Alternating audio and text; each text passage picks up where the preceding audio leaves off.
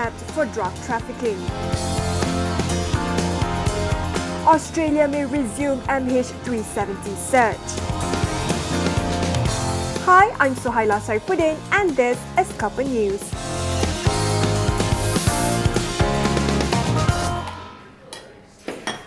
Eight men, including 7 policemen, have been detained in multiple drug busts in Kuala Lumpur and Kedah, with authorities seizing 6.7 million ringgit worth of drugs. 3 policemen and 1 civilian were detained in Pendang and Changlun, Kedah, while another 4 policemen were detained in KL.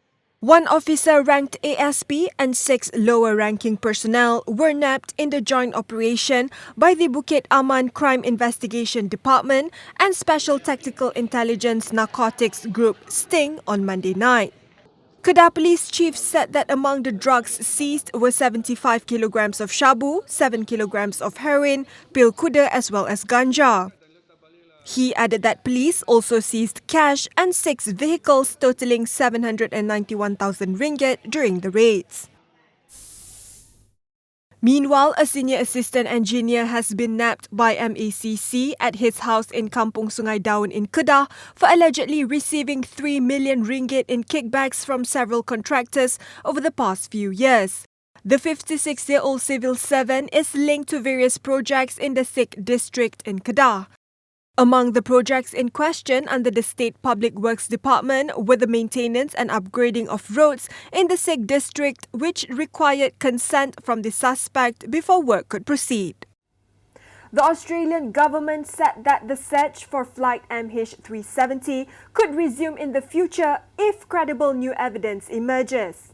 So we don't rule out a future underwater search. What I'm simply saying is today the commitment to the 120,000 square kilometre search area has been completed. Fugro Equator is returning to port and the search will be suspended in terms of the underwater effort. Chester added that cost was not the reason for the suspension, but said that restarting it would require credible new information which leads to a specific location. The Australian Transport Safety Bureau will, however, continue residual search-related activity, which includes debris drift analysis and further analysis of satellite imagery. On Tuesday, Australia, Malaysia and China ended the deep-sea search for the missing airline without any trace being found of the plane, which vanished in 2014 with 239 people on board. Malaysia is all set for the Organisation of Islamic Cooperation (OIC's extraordinary session tomorrow, which will tackle the Rohingya Muslim crisis in Myanmar. Foreign Minister Datuk Seri Anifah Aman, who conducted a walkabout to inspect preparations for the event, said that although the Rohingya crisis was not new, it was of serious concern, especially with the mass exodus of the Rohingyas themselves. The resolutions remains to be discussed, but Malaysia will push for. One is a recognition of the measures taken by the government of Myanmar in improving the conditions of the vulnerable communities, including the Rohingya Muslim minority and Rakhine State. 2, expressions of concern over the acts of violence and human rights abuses towards Rohingya Muslim minority and its spillover effects, urging the Myanmar government to allow unimpeded access for humanitarian assistance to reach the Rohingya and the Rakhine State. Tomorrow's one-day session will be launched and chaired by Prime Minister Datuk Seri Najib Tun Razak and will also be attended by foreign ministries of OIC's 56 member countries. The move is a bold one by Malaysia, who has chosen to fight for the marginalised Rohingya community despite calls by Myanmar to not get involved in their internal affairs. A local NGO called Bebas has announced that it will be organising a counter-rally to oppose past President Datuk Seri Abdul Hadi Awang's private members' bill. Bebas members Azrul Muhammad Khalid, Azira Aziz and R. Suresh said that the rally called Malaysians Reject Hadi's Bill will be held on February 18th, the same day as PAS's Himpunan 355. The counter-rally is expected to take place at Dataran Merbok, less than 1 kilometre away from the PAS rally, which will be held at Dataran Merdeka. PAS has been heavily promoting their event, with even Abdul Hadi releasing a close to 4-minute promotional video calling for support. saya menghadirkan diri dalam himpunan RUU 355. The Court of Appeal today allowed an appeal by former opposition leader Datuk Sri Anwars Ibrahim to challenge the Pardons Board's rejection of his royal pardon application.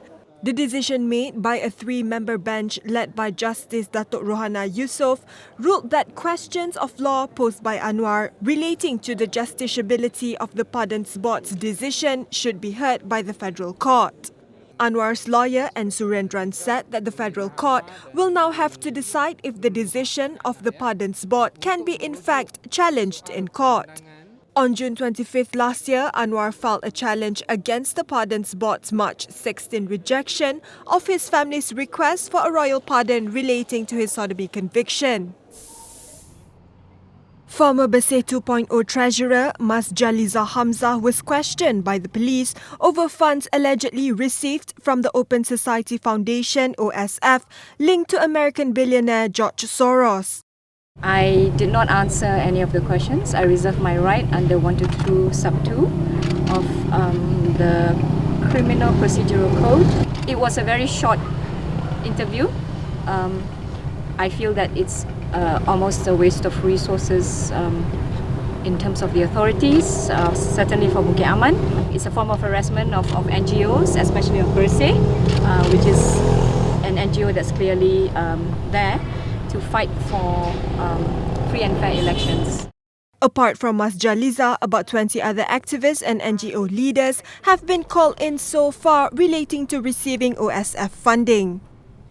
A 36-year-old car spray painter has pleaded not guilty at the Magistrates Court in Johor Bahru for causing grievous hurt to his employee more than a week ago. Muhammad Firdaus Zahari claimed trial to causing hurt towards Muhammad Firdaus Ibrahim using a weapon under Section 324 of the Penal Code. If convicted, Firdaus could face a maximum 3 years jail, fine or caning, or any two of the punishments. Magistrate Muhammad Azlan Shah Muhammad Alias set bail at 5,000 ringgit with one surety and fixed February 16 for mention. It was earlier reported that the employee was assaulted for failing to meet his sales target. In other news, President Barack Obama has commuted the prison sentence of Chelsea Manning, the former US military intelligence analyst who leaked classified materials to WikiLeaks in 2010. Transgender Chelsea Manning, formerly known as Bradley Manning, was sentenced to 35 years in jail for espionage, but her sentence will now expire on May 17. Manning has been the center of worldwide debate relating to government secrecy as she provided more than 700,000 documents, videos and other materials to WikiLeaks. Along with Manning, Obama shortened the prison sentences of 209 convicts and pardoned 64 individuals. Authorities have issued an emergency warning for residents in Australia's New South Wales Hunter Valley region following fast-moving bushfires threatening homes and properties there. The New South Wales Rural Fire Service said that more than 600 firefighters were battling at least 38 bush and grass fires across the region. Water-bombing aircraft have also been mobilised to help control the blaze burning in the area of Chesnock, which is about 116 kilometres from Sydney. No casualties have been reported so far. Colo, the first gorilla born in captivity and the oldest known member of her species, has died at the age of 60. She was found dead in her closure at the Columbus Zoo and Aquarium, and authorities have yet to determine the cause.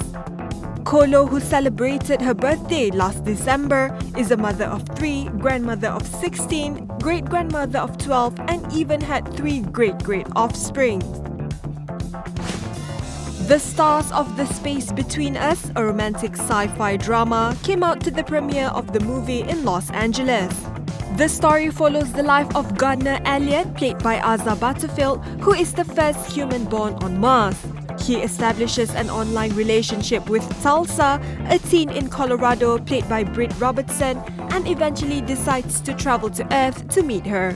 He's been on Mars for 16 years, and it's about the relationships that he develops and the adventure that he goes on. And so yes, it's all encompassing in terms of genre, but that's life, you know? It's not one specific genre. I spent ages watching March of the Penguins, and I'm joking, just happy feet. I had weights on my ankles sometimes, then I took them off and then did the same thing, basically.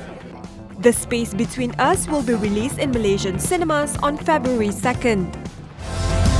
You made me human. And no matter what happens, it was worth it. All of it. That's all we have for Cuppa News. Thanks for watching and good night.